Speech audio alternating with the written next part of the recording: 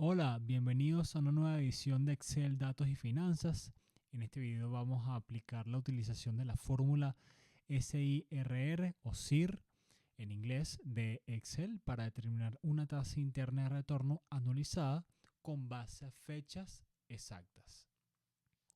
En el contexto real, los flujos de efectivo ocurren en fechas reales.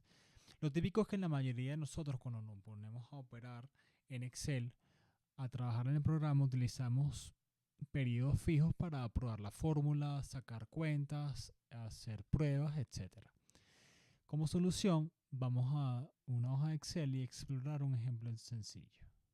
Ok, fíjense, nos encontramos con una hoja de Excel en donde nos enfrentamos a una serie de flujos de caja que espera el señor Duque al invertir una suma de $1000 para montar un pequeño negocio, esperados en una fecha exacta. Los flujos, llámese los flujos de efectivo. Entonces, para solucionar este problema, dado que lo normal es que esto sea 1, 2, 3, 4, 5, hasta donde uno pueda o uno quiera, en la vida real no es así.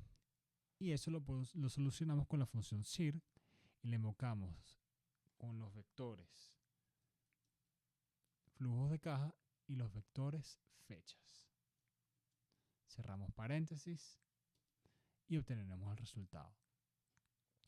Gracias por mirar este video, espero que te sea útil en el futuro. Hasta la próxima edición.